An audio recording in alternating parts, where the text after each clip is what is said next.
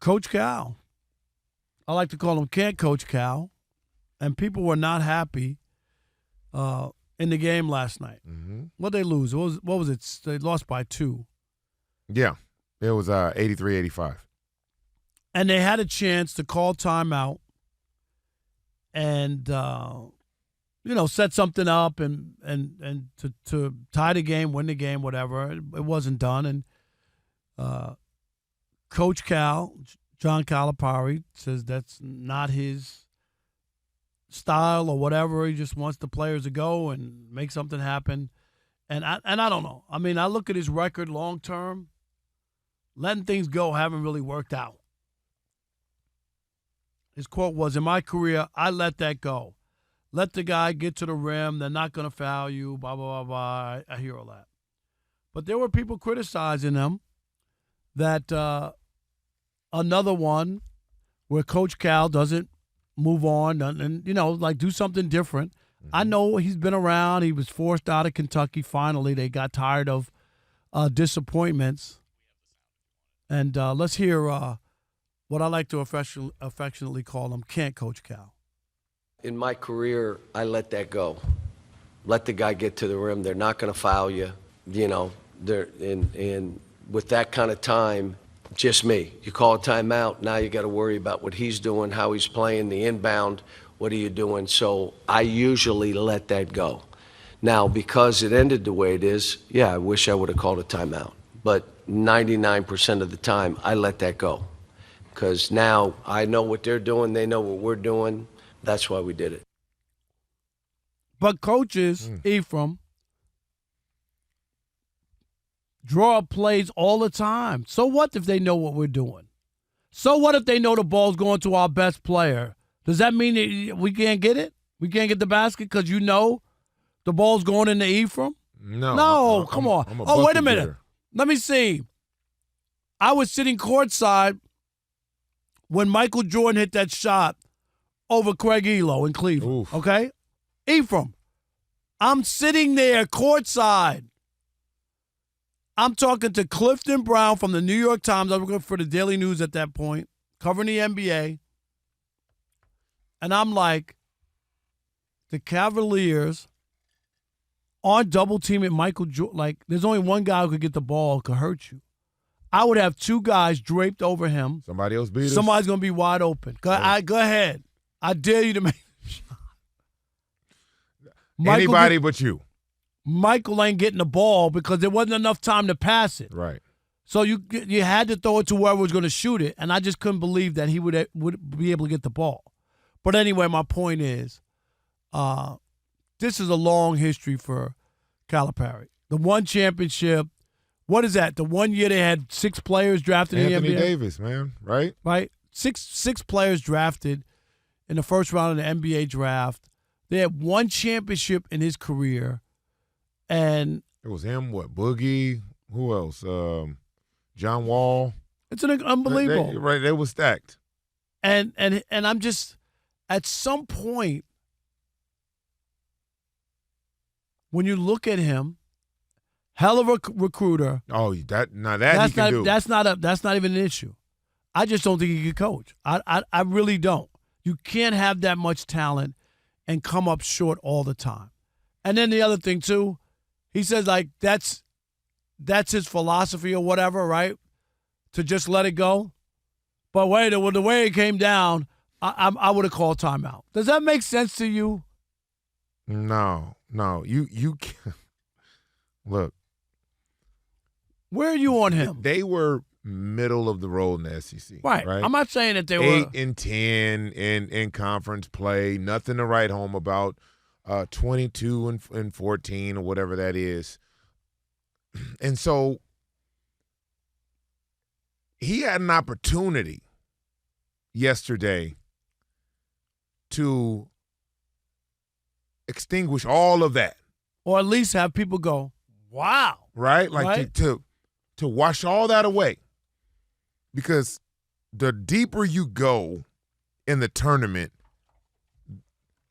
the furthest away your regular season record matters. And you had an opportunity to beat a Texas Tech team that was ranked third by the selection committee. You dominated the game. You had control of the game until you didn't. And now it literally goes, we're having this conversation. And you allowed yourself to be exposed in this conversation by not calling the timeout, by not drawing up the right play, by not doing the things that the great coaches do to secure a win. I got a play that we're going to get a good look at a basket. It might not go in. It's always two options on a great play. Right. That's what you want. It's always two options. Unless you got a Jordan. Right. Unless you got a Kobe. Right, exactly. The ball's going to them. Right. But other than that, there's always two options on a great play. That's why the play is great. That's why it's great. And for him not to have that in his bag and ready to go and have confidence to call a timeout and set that up. Right. We've been working for this moment. That's the problem I have. We've been working for this moment. What happens if we're in the NCAA tournament and we have a chance to tie the game, or in the situation, I need a play. Where's my play? It's the only, I believe, double-digit seed that was remaining in the Sweet 16, right? So now that becomes the story. Becomes the story. Becomes a big story. Huge. Well, Coach Cal. Here he is, comes over to Arkansas. Right, after he got run out of Kentucky. Right, they got rid of Musselman. Right, he got run out of Kentucky. Got run out of there. And look at where he is with this team. Look at what he's done and the run that they're on. And instead, we got more of the same. Yep. Disappointing moments where Coach Cal, for whatever reason, I'm not saying he's supposed to win every year and nobody's saying that. But I always tell you, Ephraim, when you have that kind of talent and you win once, it's on you. Well, that's the problem. He became just the one and done whisperer. Right. Like when you're hyper focused on the one and done guys, they don't have an allegiance to you. They're just here. You borrow a couple time. Months. Right. Cup of coffee and a sweet roll. We're in here for a couple months. And once that became the thing, now there's no urgency to win a championship because you're just passing through.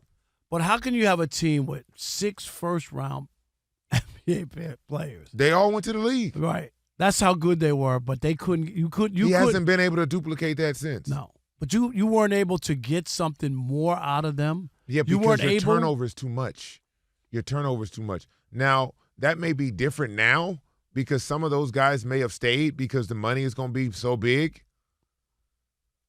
But that may be different now. But back then, dudes was like, "Yo, man, you give me for 8 months and I'm out." I just wonder. I know he's won a championship, won a lot of games in basketball and all that. But when you think of Calipari, what do you think of? Like, what comes to mind? The first thing, just one of the top recruiters in the country. Okay. And mine is he can't coach. Like, seriously. Like, and I say that from the standpoint of when you get that much talent, it's not about winning every year, and he did win one, but man, I could name 50 coaches that won one. You know what I mean? Yeah. That just had the right players. The sun and moon aligned, and everything worked out that year for you, and they won. And just no other real success. He should have won. You want to, like, cement your legacy. If he went to Kentucky and won 2 or 3 in a row, like, then you're like, my God, recruiter, coach stars, won championships. It's hard to do that when your philosophy is based on just young guys. You got to remember, these are 17, 18-year-old kids. That's a lot of responsibility every single year for a new 17-year-old to come in and carry you to a championship. Like that team he had with Anthony Davis. I mean, Anthony Davis was Anthony Davis. What he's doing in the pros, he was doing in college. Right. There's nothing you can add with the handle he had. And so that's a formula that he used that is hard to duplicate. Why would you try to duplicate that? Right. That's so difficult to do. And so, but he can get the kids in, but they're out just as fast as they get there. Right. But you would think that still you would be able to maximize them for a year because there's so much talent. I understand what you're saying. But you don't have enough time to build enough. Think about that. Yeah. You don't have enough time. These kids come in. When do they get there? August. Right. They're done in February, March. It's over. Right. So you got to build this whole thing with this teenager, along with other teenagers who've played all over the place. You got to bring them together, and they got to be a well-oiled machine in a couple months. Yeah, I understand it. It's just that some of the coaching moments and circumstances. Well, I get it, but that's why. As I look at it as well. You know what I mean? Yeah, like yeah. I get that part of it, and we'll throw it out.